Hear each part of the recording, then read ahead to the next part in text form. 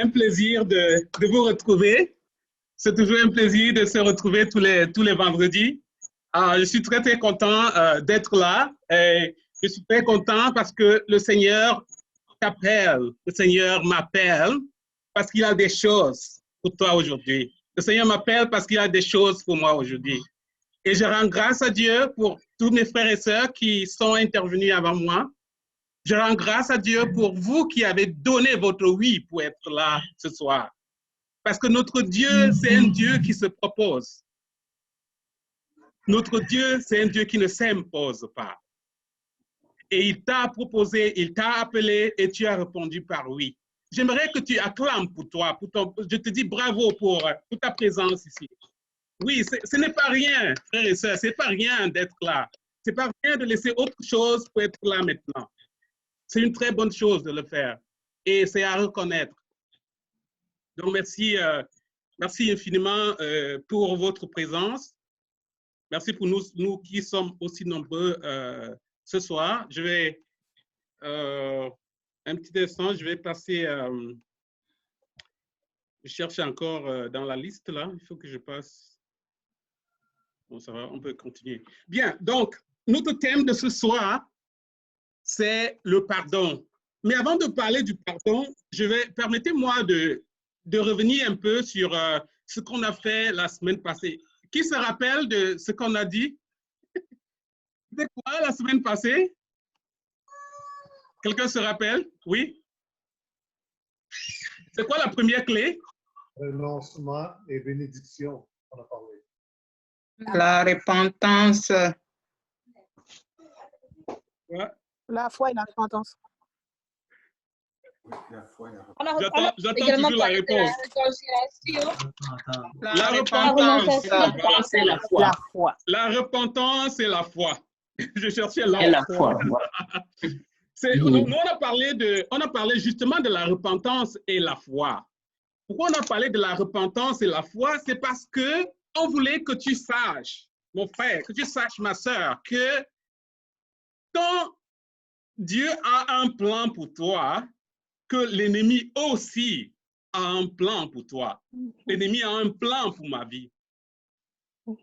Et la seule façon pour moi de faire que le plan de Dieu se réalise dans ma vie, c'est de pouvoir identifier le plan de l'ennemi et de savoir quels sont ses pièges, quels sont les blocages qui m'empêchent de profiter du plan de Dieu dans ma vie.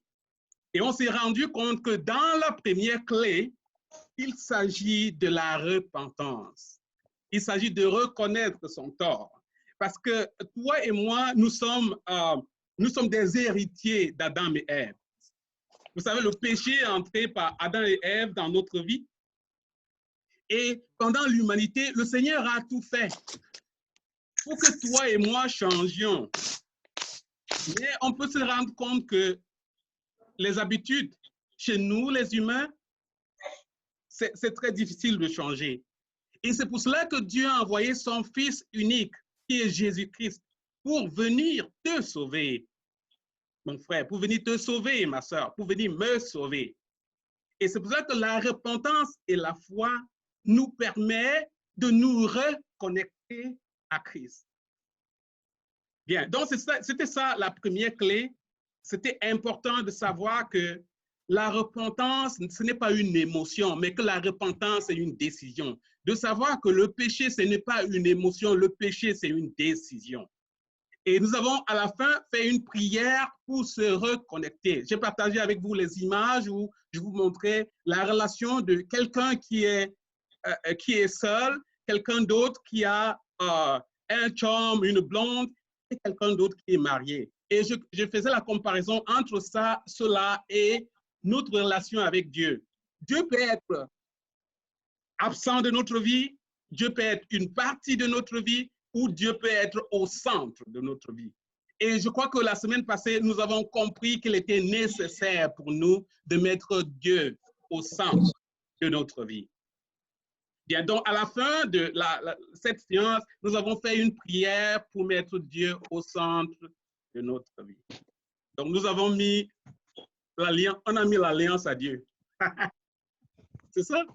Oui, je crois que c'est ce qu'on a fait la semaine passée.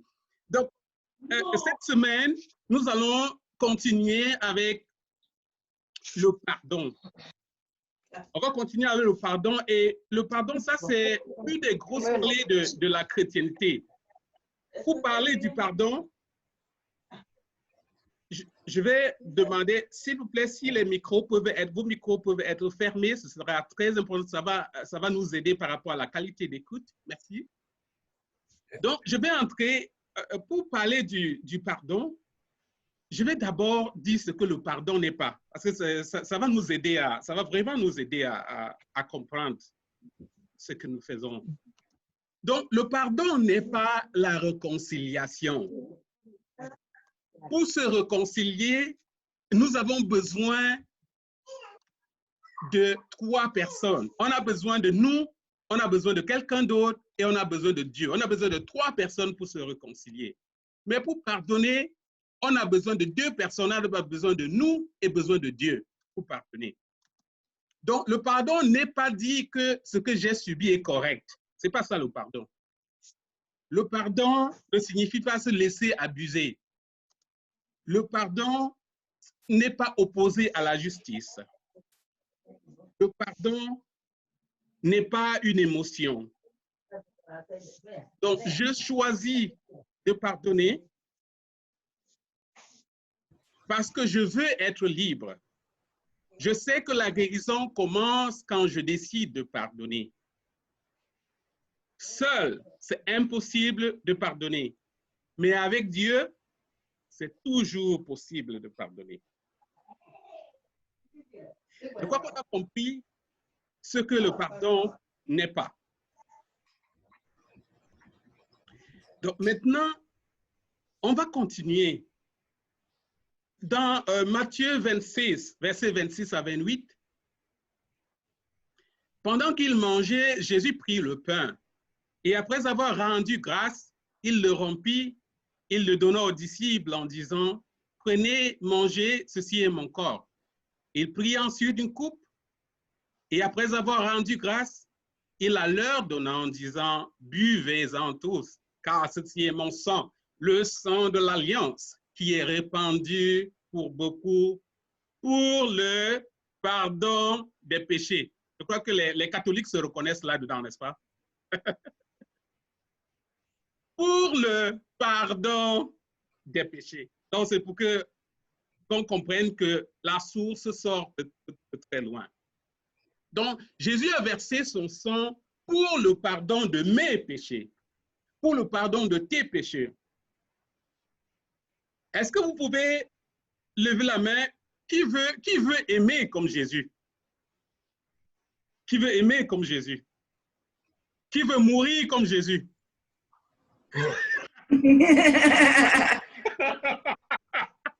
Oui, parce que c'est difficile, hein? Je veux dire, c'est difficile. Jésus a fait quelque chose de beau, quelque chose d'exceptionnel pour toi et moi. Ah, c'est pour cela que c'est difficile. Donc, si nous voulons être comme Jésus, nous devons apprendre à être des canaux de pardon.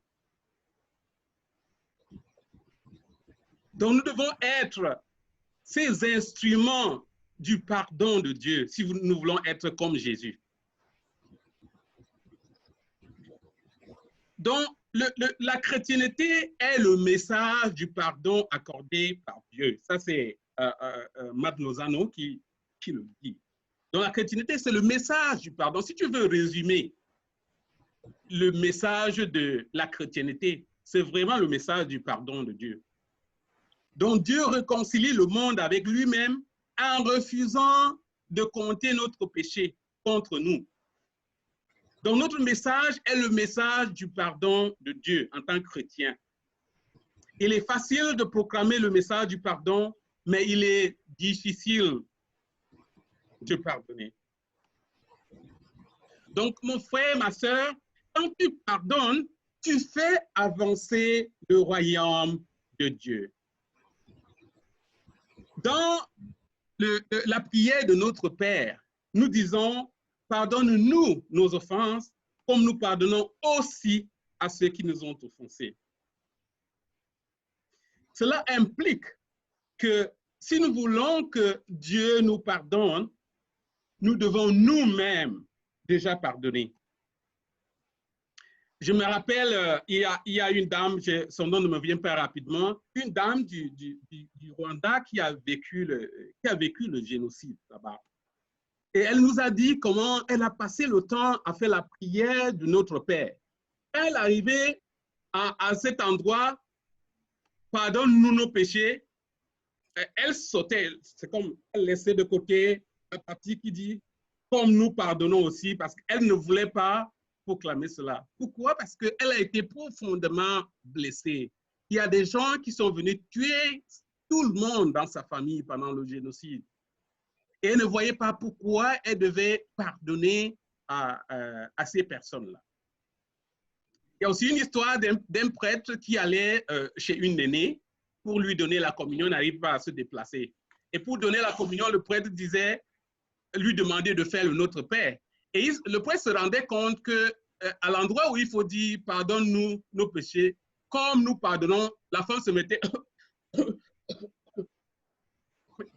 il se posait la question, mais qu'est-ce qui se passe que quand tu fais le Notre Père, arriver à cet endroit précis, il faut que tu tousses.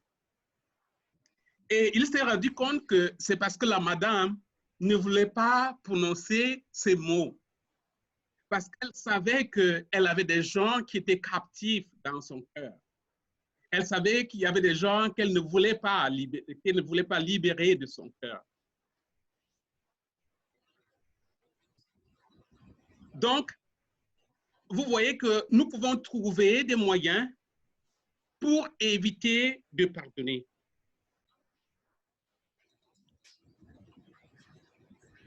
Je peux donner l'exemple. Et on peut dire, par exemple, que quand nous pardonnons, nous ouvrons notre cœur à l'accueil de la grâce de Dieu. Nous ouvrons notre cœur à l'accueil de la grâce de Dieu. Généralement, dans le ministère délié, le thème que nous traitons aujourd'hui, le thème du pardon est souvent articulé en 3 points. Le premier point, c'est pourquoi est-ce que le pardon est important? Le deuxième point, c'est quelle est la source du pardon? Et le troisième point, c'est pourquoi est-ce que le pardon, pourquoi est-ce que c'est difficile de pardonner? Donc, nous avons 3 points. Premier point, pourquoi est-ce que le pardon est important? Deuxième point, la source du pardon. Le troisième point, c'est pourquoi est-ce que c'est difficile de pardonner?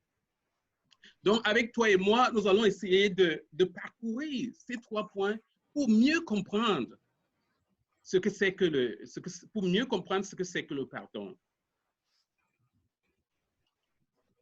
Petit instant, là. Bien, donc je vais commencer avec le premier point. Donc, Jésus nous enseigne à prier. Pardonne-nous nos péchés comme nous pardonnons aussi à ceux qui nous ont offensés. Ne nous laisse pas entrer en tentation, mais délivre-nous du mal. Nous pouvons voir que ne nous laisse pas entrer en tentation et délivre-nous du mal, c'est la même chose que si nous disions pardonne-nous nos péchés comme nous pardonnons aussi à ceux qui nous ont offensés. Donc, nous nous rendons compte que le pardon s'accompagne avec un avertissement que si tu ne pardonnes pas. Je vais dire que le pardon de nos offenses s'accompagne avec le « comme nous pardonnons aussi ». Donc, ça s'accompagne avec un avertissement. Ce qu'il faut savoir, c'est que l'ennemi veut nous garder dans un chemin de non-pardon. Et c'est pour ça que le Seigneur nous dit que si tu pardonnes aux autres leurs péchés, le Père te pardonnera les tiens. Mais si tu ne pardonnes pas, le Père non plus ne va pas te pardonner. Mais nous avons la victoire parce que à cette parole que je viens de dire tout à l'heure, le Seigneur, son amour est tellement grand qu'il a permis que, même si tu te trompes, que le sang de son Fils puisse te sauver. Que le sang de son Fils puisse me sauver. Bien. Donc, le non-pardon nous fait rester en esclavage et fait en sorte que nous soyons tourmentés. Le non-pardon fait que nous soyons tourmentés. C'est pour ça que c'est important que nous puissions pardonner. Donc, c'est quoi la source du pardon? La source du pardon, quand Jésus ouvre ses mains sur la croix, ça c'est Luc 23, 34, hein, il dit, Père, pardonne-leur, car ils ne savent pas ce qu'ils font. Donc, Jésus disait ces mots, pas seulement aux personnes qui étaient présentes pendant sa crucifixion, mais il disait ces mots à toi aussi. Il disait ce mot à moi aussi. Donc, c'est à ce moment précis, quand Jésus a dit, pardonne-leur leurs offenses, car ils ne savent pas ce qu'ils font, que Jésus a relâché la puissance du pardon. C'est pour cela que ces mots sont des mots éternels, parce que ça vient de Dieu lui-même. Donc, quand nous pardonnons, nous permettons à notre esprit de s'aligner sur ces mots. Donc, le pouvoir de pardonner vient de la croix. Je sais que Jésus a pardonné mes péchés. Si cette puissance est capable de laver mes péchés, elle est suffisante pour laver le péché du monde entier. Si nous avons reçu le pardon de Jésus, nous avons tout ce qu'il faut pour pardonner. Donc, si nous connaissons la source, maintenant, on peut se demander pourquoi est-ce que c'est difficile de pardonner. Avant de passer à pourquoi est-ce que c'est difficile de pardonner, je vais donner la parole à Alexis. Je vais donner la parole à Alexis. Alexis va nous donner un exemple de qu'est-ce que le pardon fait. Quand on pardonne, qu'est-ce qu'on retient quand on pardonne? Qu'est-ce qui se passe quand on pardonne? Pourquoi je le fais? Parce que je voudrais qu'on sache que c'est quelque chose de pratique. Je ne voudrais pas qu'on reste dans l'abstrait. C'est pour ça que je voulais prendre un exemple concret avec Alexis pour que nous comprenions pourquoi est-ce que c'est bien de pardonner. Alexis, on t'écoute.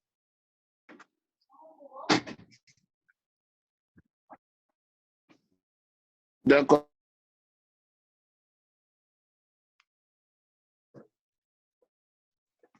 Allô, Rémi? Vas-y, Alexis, on t'écoute. Oui, je dis, mais est-ce que vous m'entendez? Oui, oui, oui. Ce que, toi, tu nous entends ou pas? Nous, on t'entend très bien. Oui, je vous entends. Oui, Oui, mais je ne savais pas si vous t'écoute. m'entendiez, en fait. Oui, on t'écoute.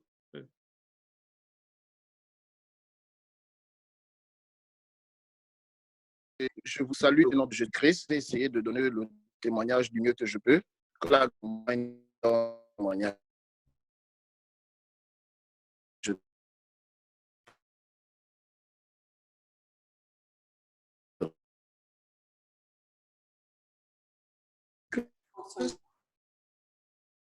C'est bien.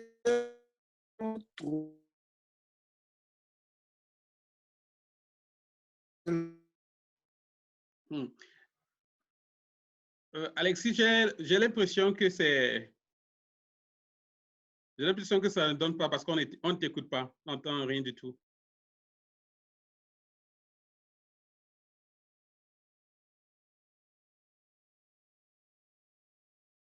OK. Bon, je n'ai pas pu avoir les témoignages d'Alexis parce qu'apparemment, il y a les problèmes techniques. Donc, nous allons continuer dans ce que j'étais en train de dire. Je voudrais dire que dans le cadre de ce ministère, nous avons identifié 15 raisons pour lesquelles c'est difficile de pardonner.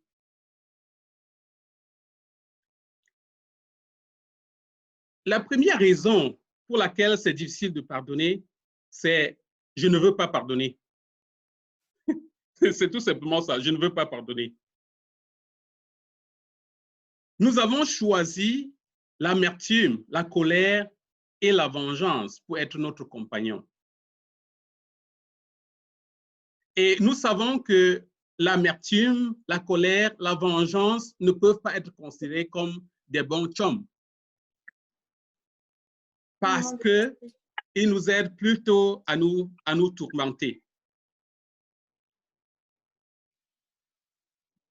Oui, là, j'ai mis mieux. Bien. Mais ça coupe.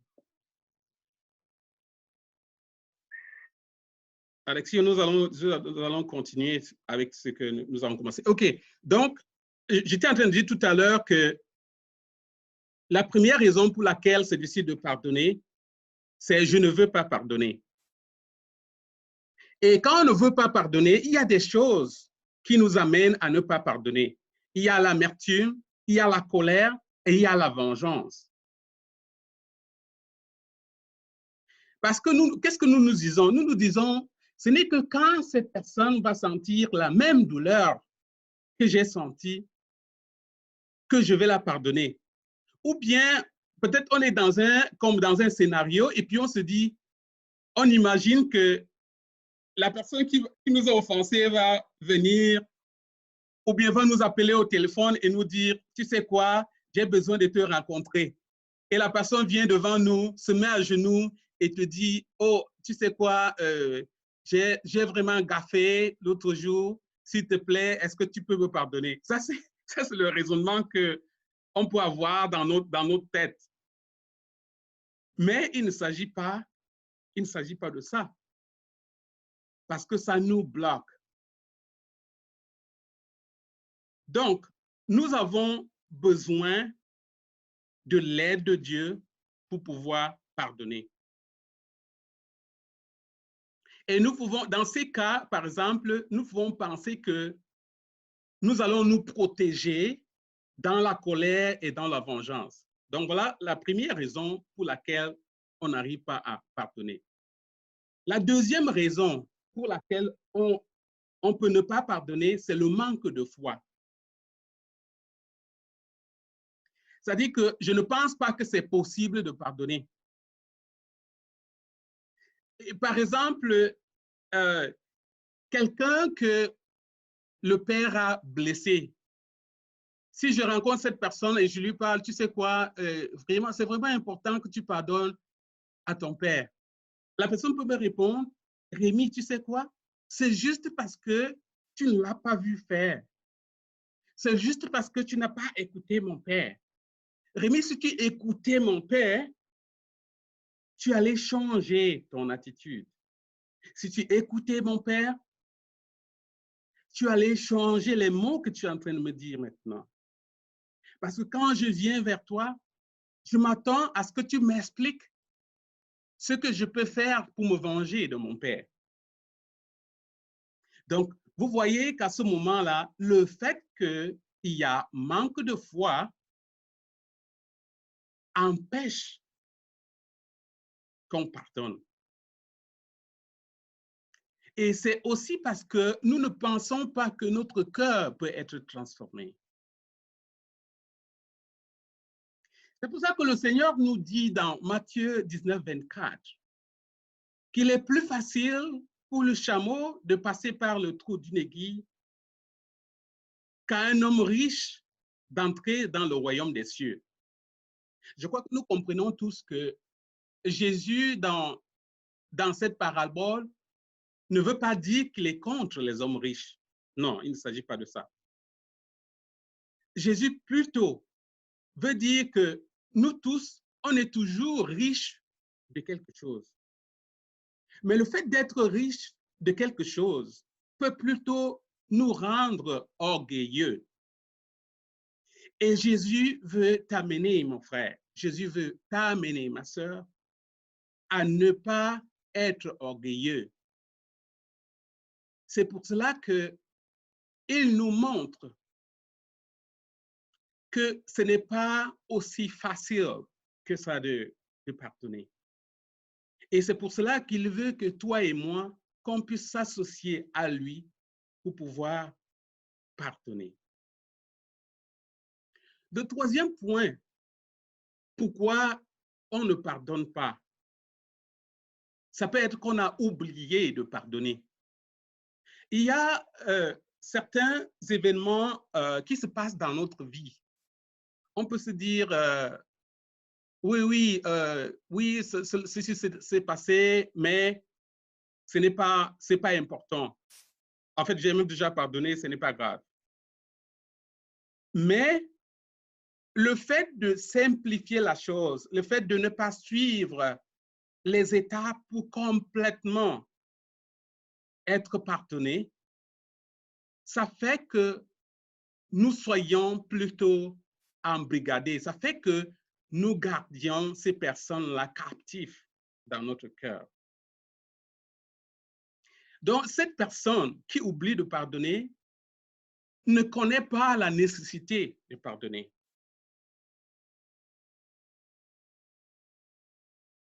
Donc, parfois, cela se manifeste dans les attitudes par rapport à certaines personnes.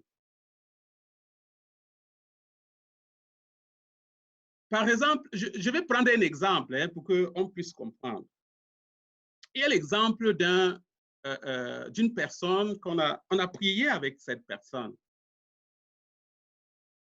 Et cette personne, quand on a fait la prière d'autorité sur la personne, on lui a demandé « Qu'est-ce qui te vient en esprit ?»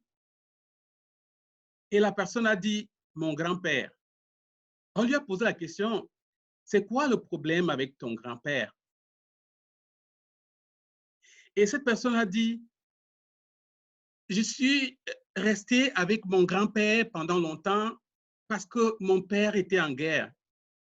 Et pendant ce temps, j'ai tissé de très, très bonnes relations avec mon grand-père. Mais quand mon père est venu de la guerre, il est venu nous récupérer de chez mon grand-père. Et à ce moment, j'ai perdu cette relation. » Donc, vous voyez comment le fait que cette personne ait aimé son grand-père et qu'elle n'a pas pardonné à son père de l'avoir retiré de son grand-père a laissé un traumatisme dans le cœur de cette personne.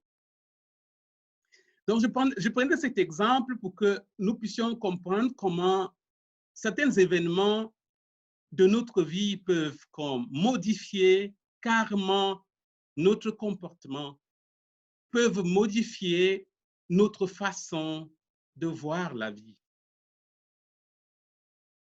Bien, un autre point, je peux dire le quatrième point. Nous pouvons ne pas pardonner parce que nous minimisons ce qui s'est passé. C'est-à-dire qu'on peut dire, oh, c'est rien du tout. Et puis, on croit que non, c'est pas grave. Je vais vous donner un autre exemple. Il y a une dame qui avait été reçue en prière. Et puis, quand on a fait la prière d'autorité sur elle, on lui a demandé « Qu'est-ce qui te vient en esprit ?» Elle dit « Mon cousin ». On lui demande « Quel problème il y a eu avec ton cousin ?» Elle a dit « Oh, rien de grave, parce que quand j'avais 12 ans, mon cousin a essayé de me violer, mais ce n'est pas grave parce qu'il ne m'a pas pénétré. » Vous voyez, le fait, ce n'est pas normal, ce n'est pas correct ce que son cousin a fait. Mais le fait pour elle de laisser, de minimiser cela, a eu un impact sur elle par rapport à comment est-ce qu'elle regarde les hommes. Rappelons-nous que si tu es une fille de 12 ans et que tu vis dans la même maison avec ton cousin, il y a un certain degré de confiance que tu fais par rapport à ton cousin. Donc, le fait pour lui d'aller empiéter sur sa vie privée lui a donné un jugement différent de ce qu'un homme peut être. Et c'est pour cela que dans la vie de tous les jours, nous pouvons voir comme des femmes qui ont beaucoup de difficultés avec les hommes à cause de son premier contact avec le sexe masculin,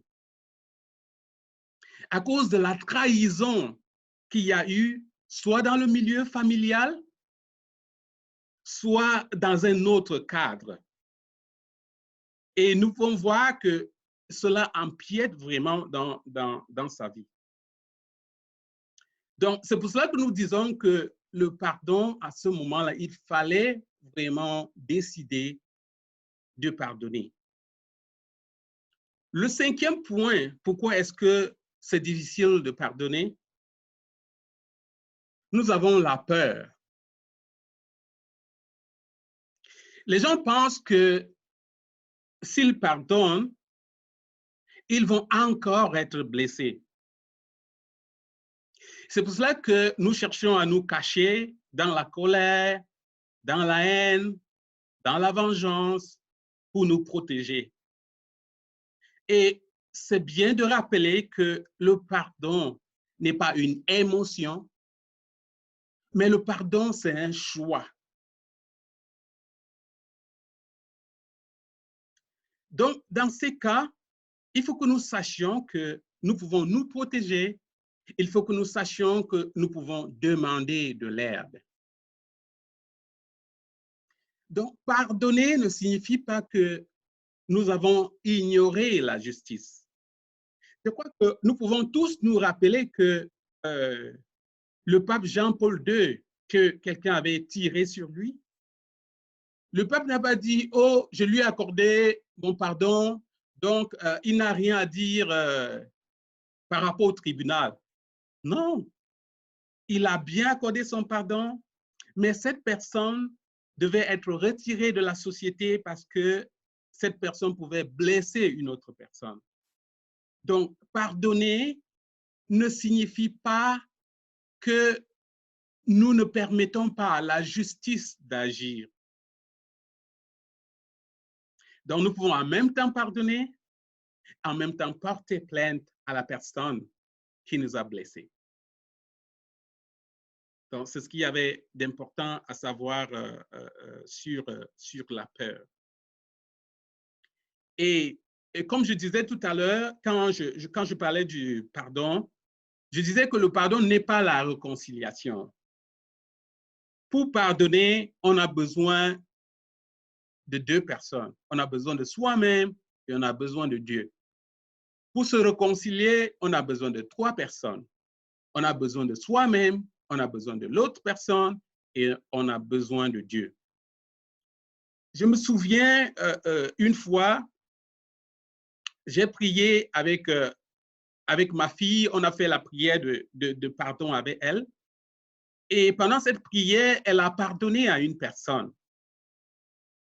Et quand elle a pardonné à cette personne, elle se disait, OK, comme j'ai pardonné à la personne, donc je peux recommencer la relation avec la personne. Alors, elle a pris son téléphone et elle a envoyé un texte à la personne. Et quand elle a reçu la réponse, elle a été très blessée.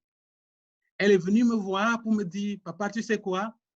Voilà, je viens de pardonner et voilà comment il me répond. J'ai dû lui dire, tu sais quoi? Tu as pardonné, mais pendant que tu pardonnais à cette personne, tu n'étais pas avec la personne.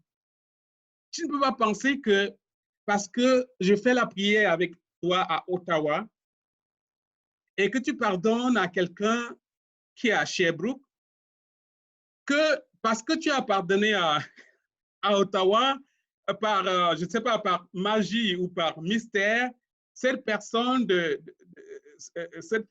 qui est à Sherbrooke a immédiatement le cœur ouvert. Donc, j'ai dû, par exemple, par rapport à ma fille, j'ai dû refaire la prière du pardon avec elle et lui expliquer que le pardon n'est pas la réconciliation, mais que le pardon aussi, c'est la décision. Donc, c'était important de lui expliquer ça. Le 6e point, nous pouvons penser que pardonner signifie ne pas être responsable ou bien ne pas prendre la responsabilité pour quelque chose. Donc, parfois, nous pouvons mettre les limites sur le pardon. Je me rappelle que nous avons notre frère dans la foi, qui est Saint-Pierre, dans Matthieu 18. Matthieu demande à Jésus, vous savez que Matthieu a lu la Bible, donc il savait que dans l'Ancien Testament, le chiffre 7, c'était le chiffre de la perfection. Donc, il pose donc la question à Jésus. Si quelqu'un m'offense, ça c'est en mes termes, hein, ce n'est pas exactement comme c'est dans la Bible. Si quelqu'un m'offense, est-ce que je peux pardonner jusqu'à 7 fois? Parce que il pensait que s'il dit que est-ce que je peux pardonner jusqu'à 7 fois, Jésus va juste répondre par oui, tu sais, 7 c'est le chiffre complet, donc c'est correct. Mais Jésus lui dit, tu sais quoi, mon chum? Tu devras pardonner 77 fois 7. En fait, le 77 fois 7 signifie tu vas pardonner jusqu'à ce que le complet soit complet. Je ne sais pas si c'est comme ça qu'il faut exprimer ça. C'est-à-dire que tu dois pardonner vraiment complètement. Et c'est ça que Pierre, lui, n'avait pas compris. Heureusement que Jésus était là pour lui dire. Donc Jésus, c'est le job de Jésus de changer les cœurs. Mais c'est notre responsabilité de chercher notre guérison. Donc, nous devons pardonner jusqu'à ce que le ressentiment, jusqu'à ce que l'amertume finisse dans notre cœur. Parce que les gens, quand ils nous regardent, nous les chrétiens, ils doivent pouvoir percevoir l'image du Père. Vous connaissez la parabole du fils prodige, n'est-ce pas? Il faut que les gens ressentent cette image du Père en nous. Le Père qui avait ses biens et son fils a demandé l'héritage, il a donné l'héritage. Le fils allait gaspiller l'héritage et il est revenu. Et quand il est revenu, le Père l'a embrassé. Et c'est ça dont l'image du Père que Jésus nous invite, toi et moi, mon frère et ma sœur. Jésus nous invite à avoir cette image-là du Père. Donc, le non-pardon est l'arme du diable. C'est les tactiques de l'ennemi. Vous savez aussi que dans la parabole du fils prodige, il y a le grand frère. Le grand frère qui vient rester à la porte. On dit, si tu veux être le grand frère, ne reste pas à la porte parce que le grand frère va venir rester à la porte pour empêcher que le petit frère n'entre.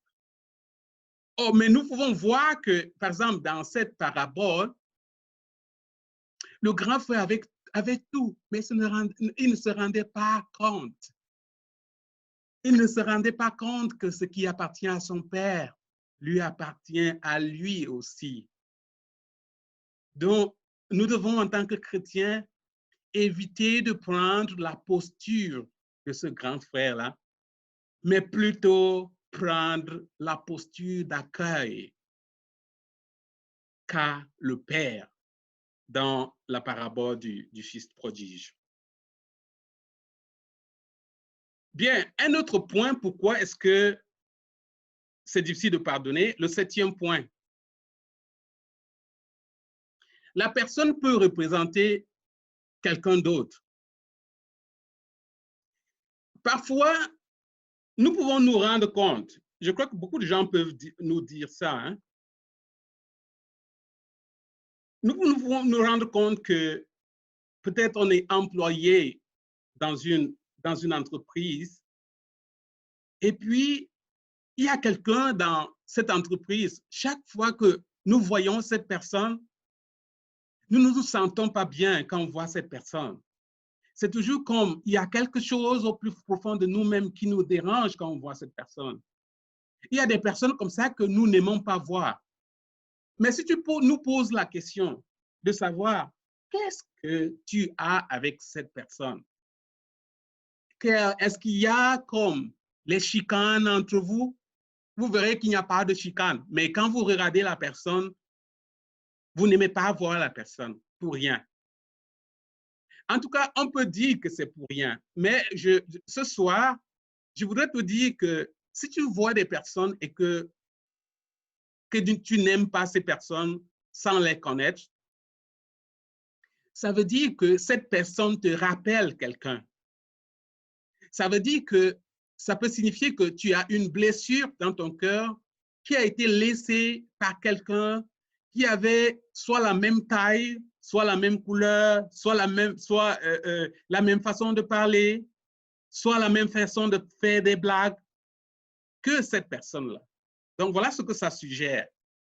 Donc, en tant que chrétien, si tu vois quelqu'un et tu commences à ne pas aimer cette personne, le travail que tu as à faire, c'est de s'asseoir et de réfléchir.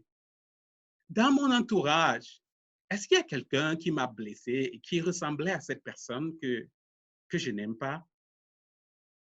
Et parce qu'en le faisant ainsi, tu vas te rendre compte que tu peux mettre directement le doigt sur une personne qui t'a blessé et que peut-être tu pensais que tu avais pardonné, mais que ça ne l'était pas, vu que ton esprit ou bien ton subconscient réagit de manière différente quand tu aperçois cette personne. Donc, le temps pour toi, quand tu fais l'examen, ça te permet de détecter qui est cette personne et pouvoir faire le cheminement pour pardonner à cette personne-là. L'autre point, c'est le point 8.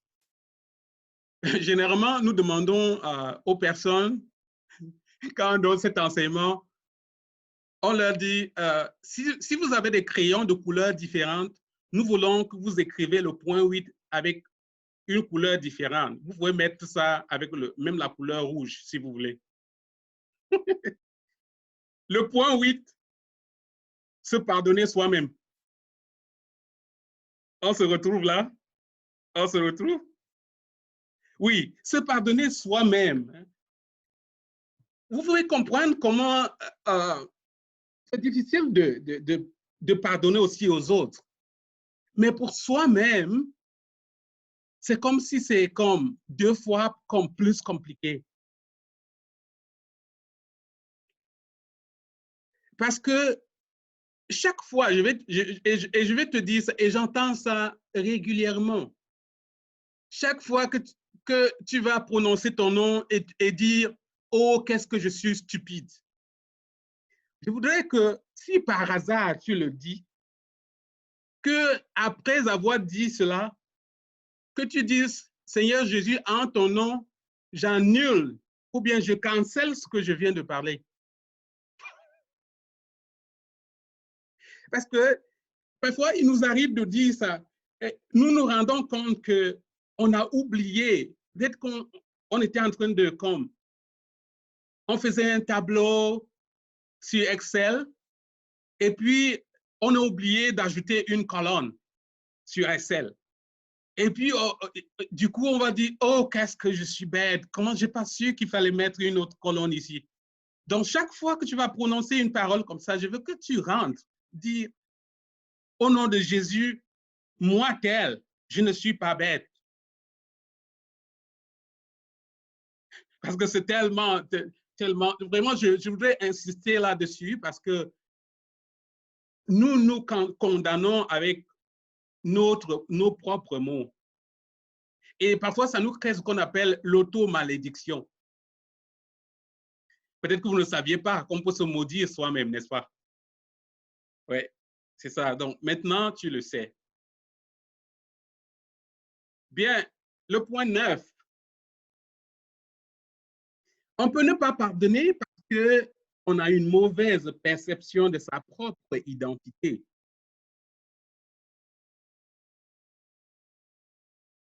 Donc, avant, par exemple, dans le cadre de ce ministère, nous disons toujours, au nom de Jésus, je pardonne à tel. Donc, avant de dire, au nom de Jésus, je pardonne à tel, il faut savoir le je. Qui est le je dont tu parles? Parce que si tu ne connais pas ton identité en Christ, il te sera très difficile de pardonner. Et nous savons dans notre environnement, par exemple du Canada, chaque fois que nous avons un emploi, nous cherchons à garder notre emploi. Nous faisons tout pour garder notre emploi. Parfois, il y a la confusion entre notre emploi et nous-mêmes. Je me rappelle une fois, j'ai discuté avec une personne qui avait des problèmes comme des difficultés de santé mentale.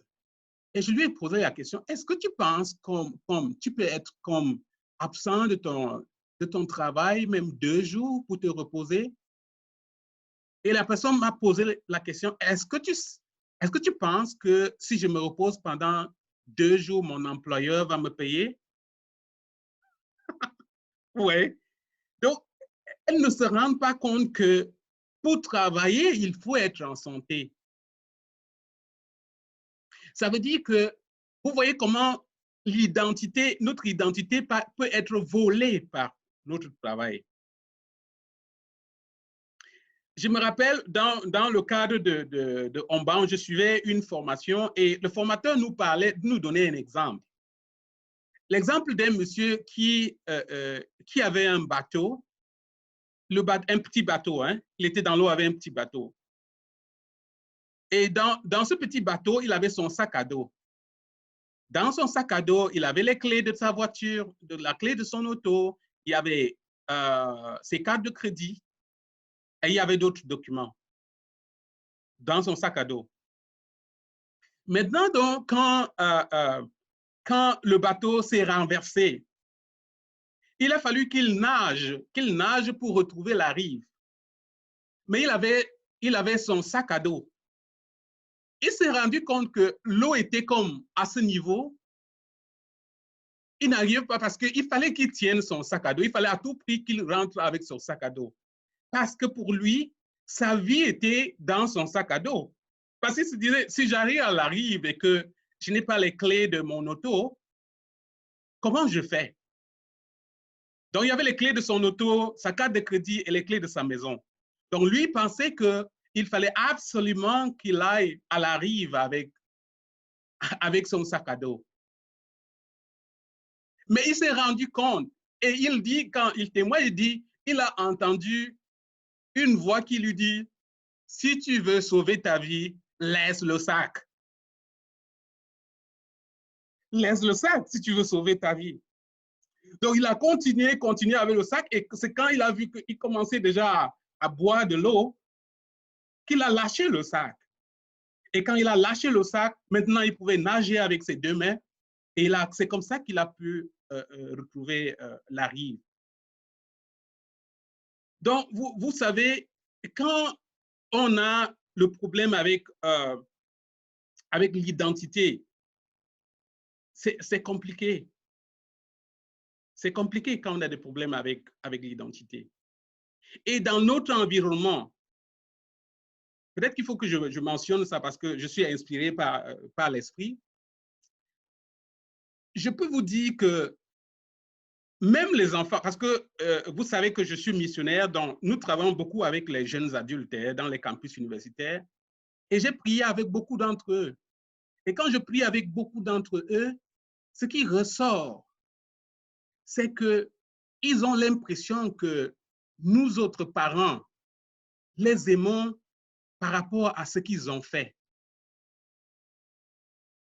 Ils ne se rendent pas compte que, en tout cas, eux, ils pensent, c'est l'image que nous transmettons. Hein. Nous les transmettons l'image que nous les aimons parce qu'ils passent bien leurs études, nous les aimons parce qu'ils travaillent fort, nous les aimons pour quelque chose. Donc, ils n'ont pas cette présence que, ou bien nous ne leur donnons pas l'impression que nous les aimons parce qu'ils sont notre enfant.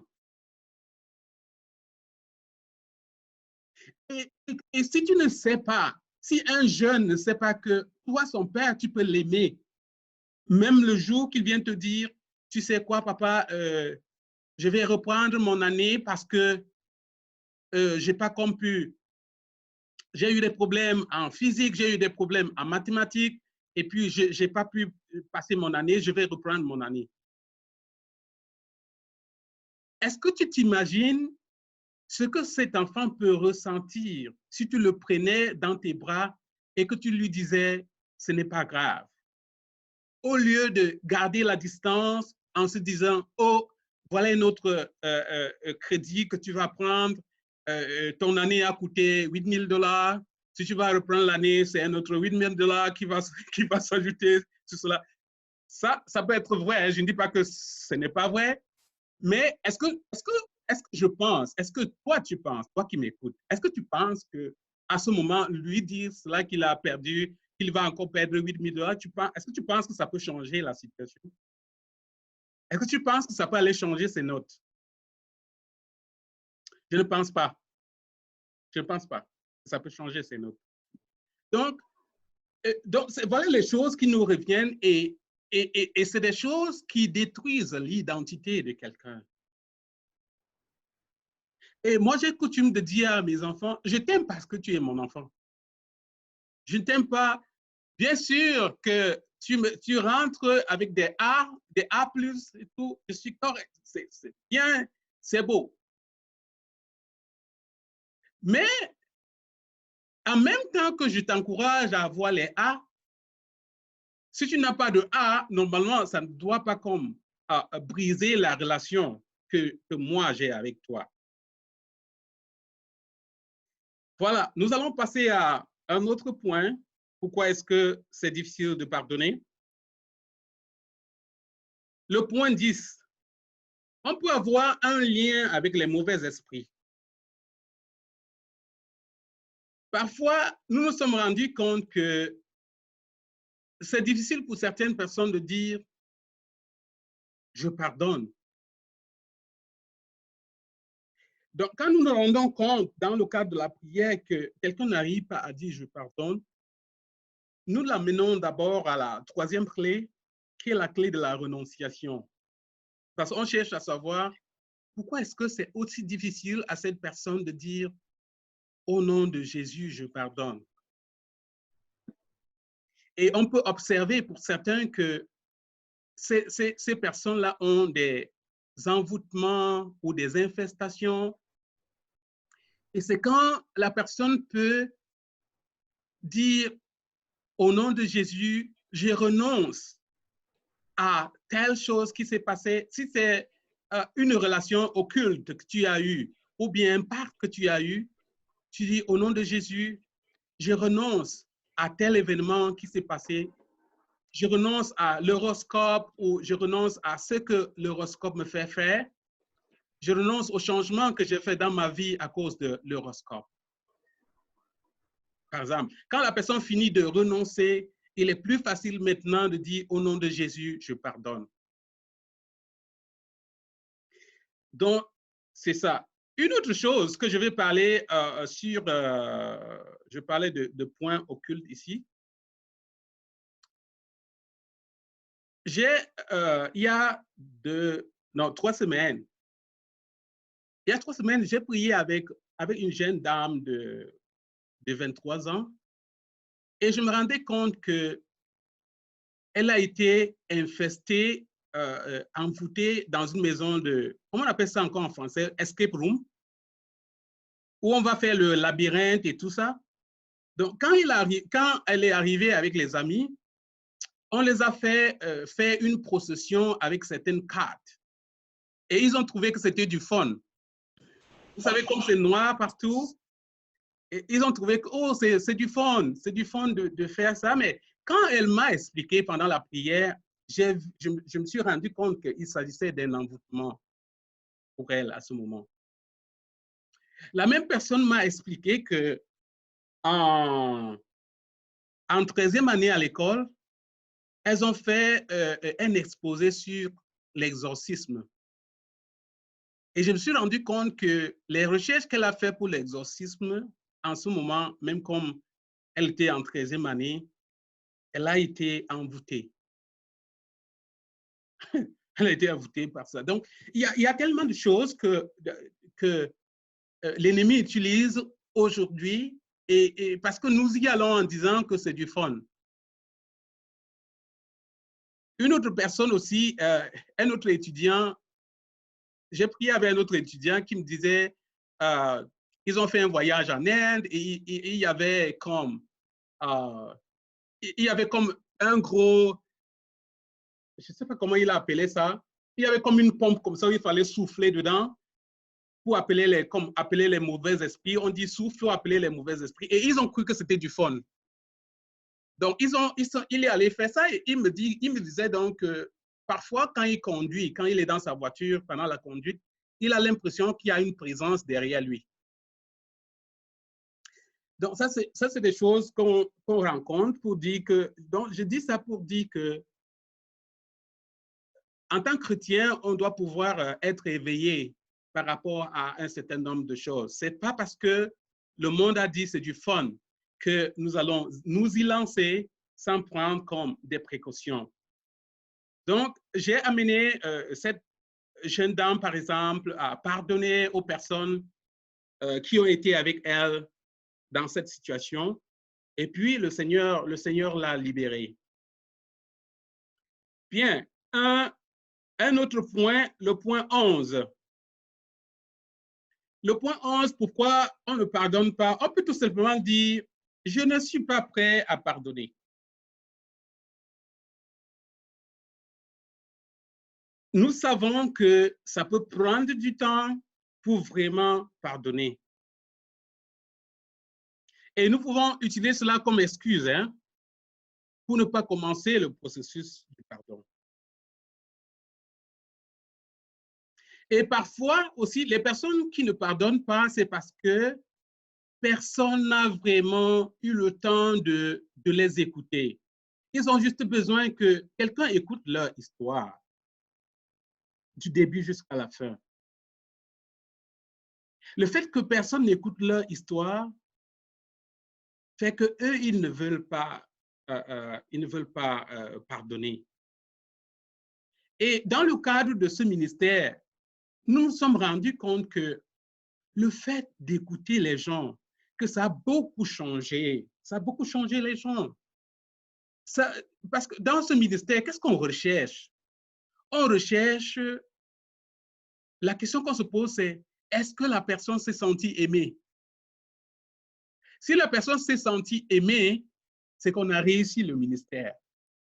Est-ce qu'il y a eu des mauvais esprits qui ont fui ou pas? Ce n'est pas la chose la plus importante. Je ne dis pas que ce n'est pas important, mais je veux dire que nous recherchons en premier que la personne se sente écoutée et que la personne se sente aimée. C'est les deux objectifs que nous recherchons dans une séance de prière déliée. Donc, c'est vraiment important de savoir que quand quelqu'un dit « je ne suis pas prêt », nous disons « c'est normal que tu ne sois pas prêt ». Mais est-ce que tu veux permettre à Jésus de t'aider à pardonner? C'est la question que je pose. Et la plupart du temps, les personnes vont dire « oui, nous voulons que Jésus nous aide à pardonner ». Oui, je ne suis pas capable, j'ai besoin d'aide. Et maintenant, Je vais donc lui dire, est-ce que tu peux répéter après moi? Au nom de Jésus, je pardonne au chauffeur de bus qui m'a vu approcher dans la neige et qui a décidé de partir, alors que les gens criaient dans le bus qu'ils m'attendent. Donc, dans le cadre de ce ministère, nous ne disons pas juste vaguement que je pardonne à tous ceux qui m'ont offensé. Non, c'est superficiel. Nous allons personne par personne. Pourquoi est-ce que tu pardonnes? Parce que on te laisse exprimer. Et c'est quand tu parles quand tu parles, parce que n'oublions pas, notre voix a une puissance, n'est-ce pas? Nous, en tant que chrétiens, par notre baptême, quand on dit au nom de Jésus, je te commande de sortir, les choses sortent des gens. Donc, notre parole est importante. Donc, au nom de Jésus, cette chose qui me bloque, je te commande de sortir. Donc, en utilisant le nom de Jésus, c'est mieux pour nous parce que de nous-mêmes, nous ne sommes pas capables. Le 12e point, ça peut être que la raison pour laquelle on ne pardonne pas, ça peut être que nous n'avons pas encore reçu le don du pardon pour nous-mêmes. Parfois, nous pensons qu'il faut travailler fort de nous-mêmes pour pardonner.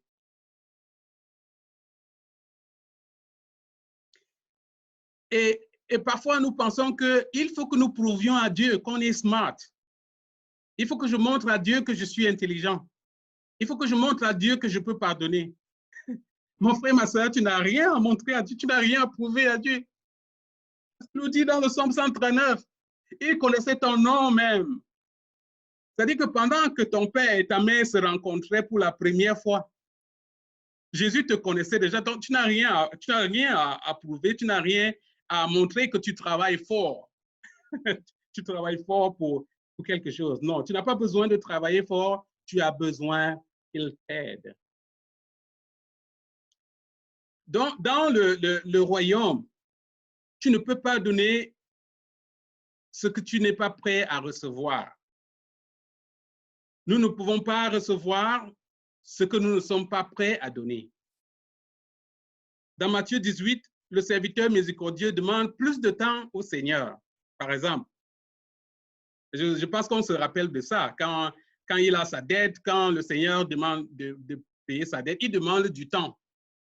Mais au lieu de répondre en lui donnant du temps, qu'est-ce que le Seigneur fait? Le Seigneur lui pardonne toute sa dette. Le Seigneur dit non, moi je ne veux pas seulement te donner du temps, moi je pardonne toute ta dette. Tu n'as plus rien à payer. Mais quand on continue dans ce verset-là, on se rend compte qu'une autre personne qui devait de l'argent à cette personne, qui était une petite somme d'argent, il se bat, il fait tout pour récupérer cet argent, pour punir l'autre personne. Parce que pour lui, c'est le temps qu'il a. Il croit, parce qu'on lui a pardonné, quand on lui a pardonné sa dette, il a cru que c'est le temps qu'on lui a donné, parce que c'est le temps qu'il a demandé. Donc, ça nous appelle, ça nous interpelle comme chrétiens de savoir demander les grandes choses à Dieu.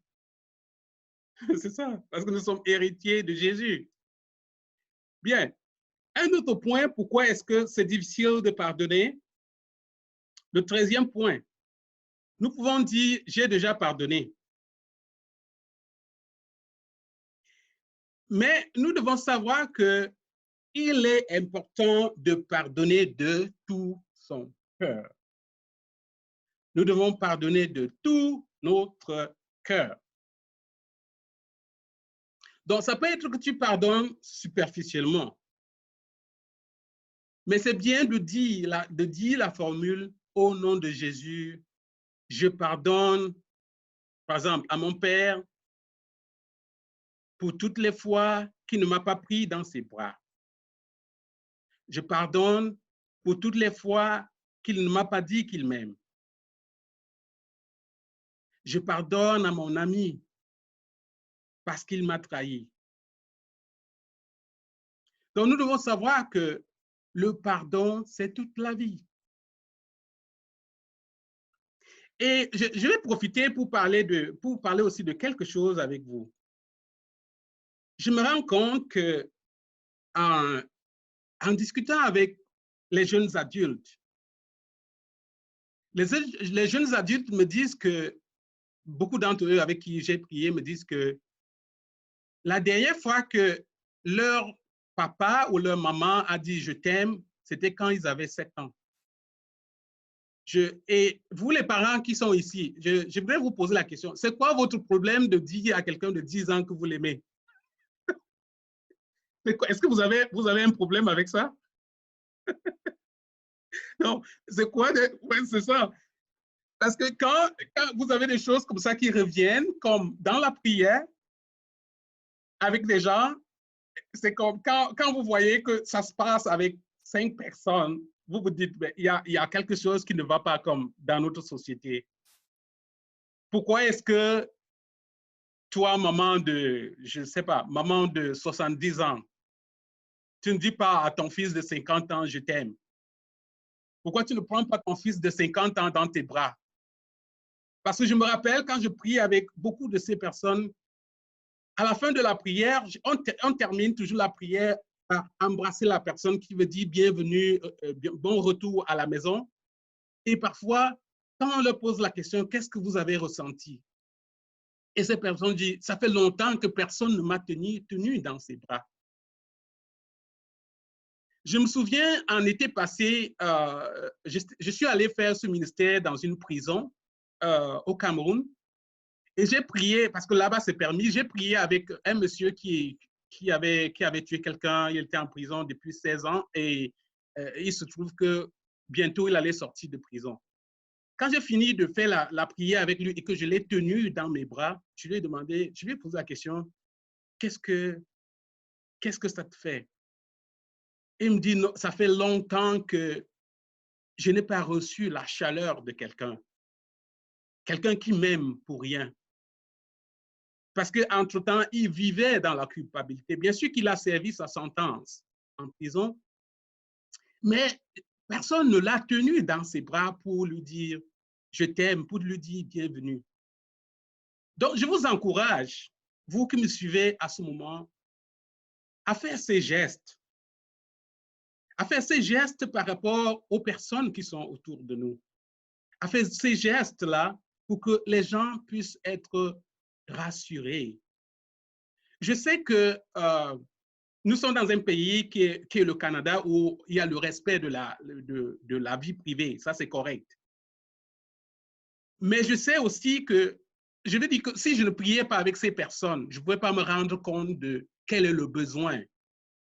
Je pouvais juste imaginer que, oh, cette personne, c'est une personne adulte, cet enfant, c'est mon enfant qui a déjà 23 ans, mon enfant de 23 ans n'a pas besoin que je le tienne dans mes bras. Je pouvais juste penser comme ça, parce que mon enfant de 23 ans a besoin de son espace. Je peux penser comme ça, mais en priant avec les personnes de cet âge-là et en voyant leurs besoins, comment elles sont blessées que personne ne les tienne dans leurs bras, c'est pour cela que je te parle de ça maintenant, que voilà le cheminement que j'ai eu et je me rends compte que cela fera du bien autour de toi. Cela fera du bien de tenir ces personnes. Bien sûr, demander la permission, mais vraiment montrer qu'on veut le faire. Donc, je n'invite pas les gens à forcer pour entrer dans la vie des gens, non, c'est pas. Mais vraiment, nous savons comment on peut faire une demande étant prêt à proche de la personne.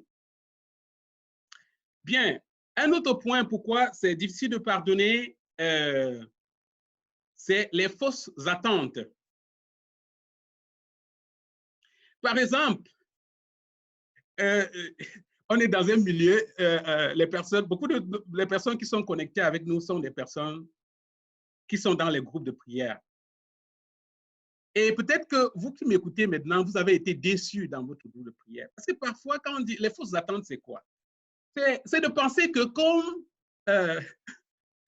je suis des eaux vives, je suis le berger des eaux vives, c'est de penser que comme je suis déjà dans le groupe de prière, les eaux vives de Jésus, eaux vives de Jésus, ça veut dire que je ne peux pas être blessé. Ça veut dire qu'un frère ou une sœur du groupe ne peut pas me blesser parce que nous sommes tous du groupe de prière. Mon frère, ma sœur, détrompons-nous parce que cela est une fausse attente. Comme toi et moi, nous sommes capables de blesser même sans se rendre compte. Il faut que nous sachions que d'autres personnes aussi peuvent nous blesser de manière non intentionnelle. Et si nous n'avons pas compris cela, ce sera très difficile d'avancer.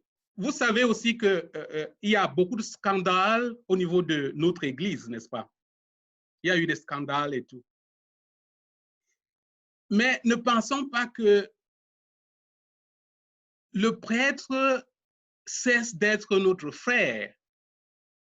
Je veux dire que nous avons les enfants de... Le prêtre est l'enfant de... C'est en même temps l'enfant de ta maman, comme toi, tu es aussi l'enfant de ta maman. Je veux dire que le fait qu'il devienne prêtre comment je peux dire ça? Ne change pas le fait qu'il soit né d'une mère et qu'il a des frères et qu'il a des sœurs. Donc, si tu observes chez lui un comportement que tu estimes ne pas être bien, ce que tu as fait, c'est de vraiment continuer à prier pour lui. Ce n'est pas de juger parce que toi et moi, on n'est pas là pour juger, mais on est là pour aider. On est là pour montrer qu'on aime. Et c'est à travers notre amour. Et ce que je dis, ce n'est pas pour justifier, des comportements qui ne sont pas bien. Non, ce n'est pas ce que je suis en train de dire. Mais je dis qu'en tant que communauté, il faut que nous sachions que nous, en même temps que je suis pécheur, il faut que j'accepte que l'autre aussi peut être pécheur. Que je ne pense pas que je suis le seul à pécher, mais que l'autre aussi peut pécher. Bien, je viens de parler de... Donc, c'est correct aussi, hein? C'est correct aussi de dire à Dieu, Seigneur, tu sais quoi? Je ne comprends rien. Parce que nous avons l'exemple, hein, quand on lit les psaumes, on peut voir David. Hein, David, il connaît faire les prières de supplication, il connaît dire à Dieu qu'il est énervé. Le seul ou la seule difficulté qu'on peut avoir avec Dieu, c'est quand nous nous taisons, c'est quand nous ne disons rien. Donc, disons ce que nous ressentons au Seigneur. J'aimerais que si le problème que nous avons actuellement, la pandémie avec le coronavirus, tel que ça se passe, tu peux dire au Seigneur, Seigneur, je suis très énervé qu'à la fin de la journée, il faut qu'on m'annonce que 50 personnes sont mortes. Seigneur, j'ai besoin de ton intervention pour le coronavirus. Seigneur Jésus, je n'arrive plus à aller à la gym parce que la gym est fermée. Seigneur, je n'arrive plus à aller dans mon meilleur restaurant parce que ce restaurant est fermé. Donc, c'est notre Dieu et c'est un Dieu relationnel. Donc, on a le temps, on peut prendre le temps de lui dire, de faire les chicanes avec lui. Mais après, savoir se repentir parce que faire les chicanes avec Dieu, c'est une marque c'est une marque de foi. C'est parce que tu penses que lui, il peut changer une situation, que tu t'adresses à lui. Par exemple, ce que Dieu n'attend pas de nous, c'est que nous puissions comme tout fermer et dire, OK, si tu ne veux pas réagir, reste dans ton coin, moi je reste dans mon coin. C'est pas ça. Mais c'est de pouvoir lui parler et utiliser aussi nos moments de repentance pour dire, OK, papa, tu sais quoi, j'ai eu le temps de te dire ce qui n'était pas dans mon cœur, mais j'ai confiance que toi, tu vas changer la situation. J'ai confiance que tu ne vas pas laisser que toute l'humanité se détruise. J'ai confiance qu'il y a des choses de bien qui vont sortir de ce moment exceptionnel que nous vivons.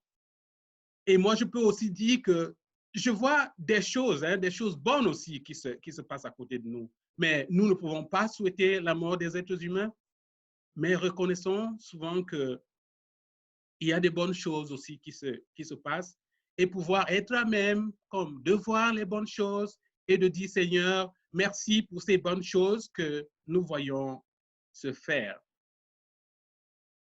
Bien, le 15e point, parce que je vous ai dit qu'il y a 15 raisons pour lesquelles nous avons, dans le cadre de ce ministère, identifié 15 raisons pour lesquelles c'est difficile à pardonner.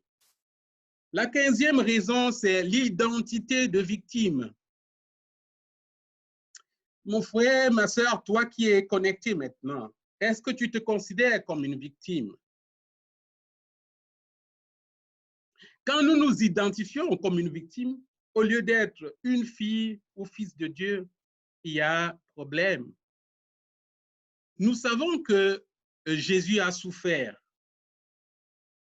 Nous savons que Jésus, on l'a craché dessus. Jésus, on a déchiré ses habits. Jésus a eu le couronnement d'épines. Mais il ne s'est pas comporté en victime. Et pour montrer que Jésus ne s'est pas comporté en victime, il le dit dans Jean 10, 18, hein, la vie, personne ne me l'ôte, mais je la donne de moi-même. J'ai le pouvoir de la donner et j'ai le pouvoir de la reprendre. Tel est l'ordre que j'ai reçu de mon Père. Donc, frères et sœurs, Jésus nous invite à ne pas avoir l'identité de victime, mais avoir l'identité des acteurs. Ce n'est pas pour dire qu'on ne peut pas avoir de difficultés, non. Mais dans la difficulté, si on peut recourir à l'espoir, ça peut nous permettre de tenir. Quand on a l'identité de victime, cela nous permet d'embrasser l'impuissance et le désespoir. Donc, nous ne pouvons pas rester à un endroit en pensant que quelqu'un d'autre va venir nous sauver de là. Nous ne pouvons pas penser que parce que le Premier ministre a pris telle décision, alors moi, je ne travaille plus. Donc, nous ne devons pas coller notre vie et être que si j'avais tel, c'est juste que dans mon environnement, on n'a pas fait le bitume ou je ne sais pas, comme il n'y a pas un magasin plus proche de moi, c'est pour cela que. Donc, ça, c'est l'identité de victime. Il peut y avoir des choses qui nous sont défavorables, mais ton rôle et mon rôle en tant que chrétien, c'est de trouver les moyens de nous en sortir. C'est de prendre la décision qu'un acte que quelqu'un a posé ne soit pas comme la fin de ma vie. C'est de s'ouvrir à d'autres idées quand on est comme face à une difficulté. C'est de penser que ce n'est jamais fini tant que le Seigneur n'a pas dit que c'est fini. Et c'est pour cela que si vous regardez autour de nous, si vous allez sur Internet ou sur Google et que vous essayez de rechercher les personnes qui sont jeunes milliardaires, vous allez trouver une liste. Si vous allez sur vieux milliardaires, c'est-à-dire les personnes qui ont le milliard quand ils ont 80 ans. Je n'ai pas cherché, mais je pense que si vous cherchez, vous allez trouver. Donc, dans notre vie, c'est difficile de dire que, OK, comme je n'ai pas eu comme un travail à Ottawa, ça veut dire que je n'aurai plus de travail. Le Seigneur te dit que il y a Montréal, il y a Sherbrooke, il y a même à côté de nous, il y a les États-Unis. Tout ça, c'est des territoires. C'est pour dire, je n'ai pas besoin de me suicider parce que je ne trouve pas le travail à Ottawa. Est-ce que j'ai essayé à Montréal? Est-ce que j'ai essayé à Rimouski? Est-ce que j'ai essayé à Yellowknife? Donc, en fait, c'est pour dire que l'identité de victime ne va pas nous avancer. C'est plutôt l'identité, notre identité en tant qu'enfant de Dieu, qu'il va nous faire avancer. Donc, on y est déjà. Donc, pardonner, c'est récupérer son pouvoir, c'est récupérer sa vie.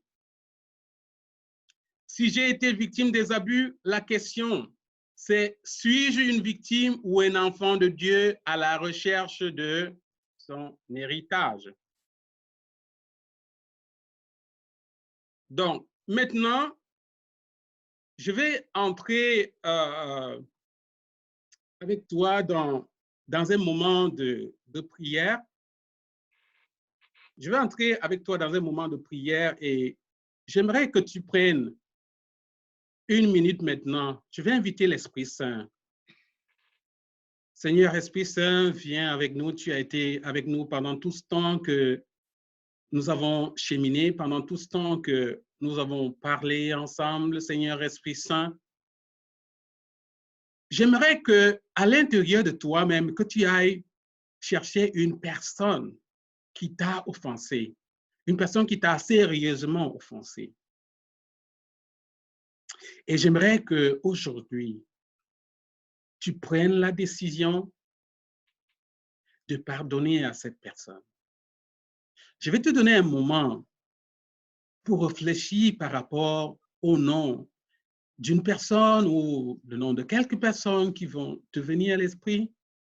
J'ai confiance que l'Esprit Saint va te conduire, l'Esprit Saint va t'y aider parce que le Seigneur t'a appelé aujourd'hui parce qu'il avait des choses à te donner et le Seigneur ne veut pas que tu rentres avec cette personne encore captive dans ton cœur. C'est pour cela que maintenant, il t'invite à rechercher le nom d'une personne ou de ces personnes qui t'ont blessé. Et maintenant, je vais te demander de répéter après moi. Au nom de Jésus, mettez le nom de la personne. Tel, je te pardonne pour. Vous dites pourquoi est-ce que vous pardonnez cette personne-là.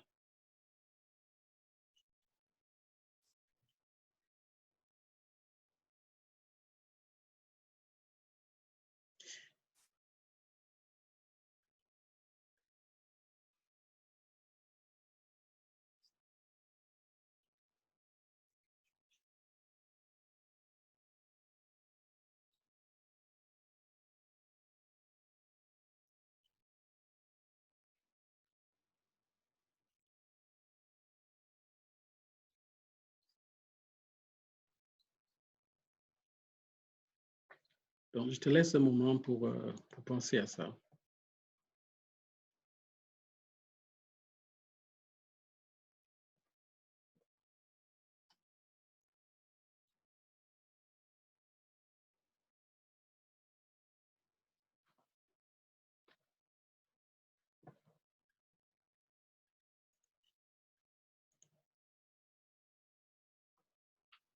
J'aimerais que tu répètes après moi.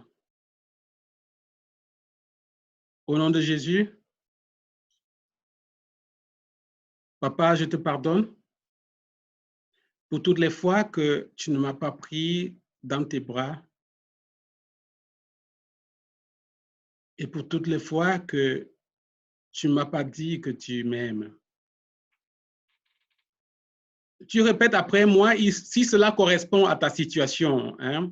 Si cela correspond à ta situation, tu répètes exactement les mêmes mots. J'accorde mon pardon à ma maman parce qu'elle ne m'a pas toujours dit qu'elle m'aime, parce qu'elle n'est pas la mère que je voulais avoir.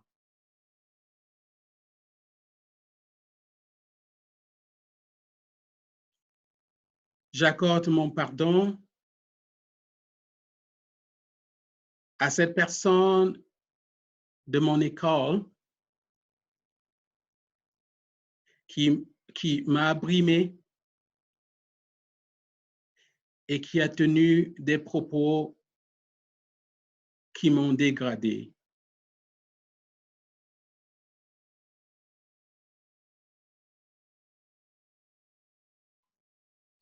J'accorde mon pardon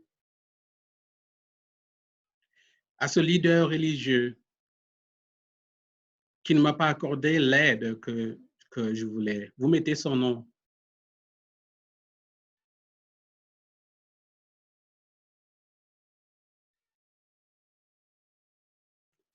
J'accorde mon pardon à ce policier qui m'a donné un ticket très tôt le matin alors que je courais pour aller pour une urgence.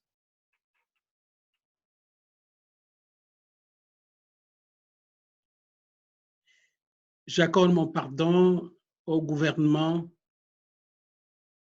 parce qu'ils n'ont pas pris en compte ma situation dans la rémunération. J'accorde mon pardon au gouvernement parce que ma situation n'est pas prise en compte dans les aides en ce moment.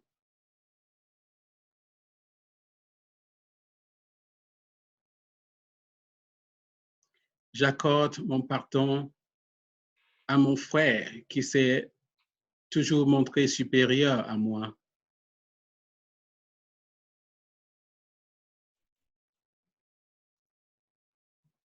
J'accorde mon pardon à ma sœur qui ne m'a pas toujours écouté.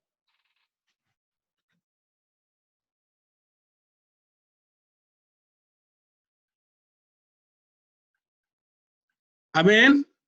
Amen. Est-ce qu'on peut applaudir pour le Seigneur? Amen. Merci, merci infiniment. Je vais maintenant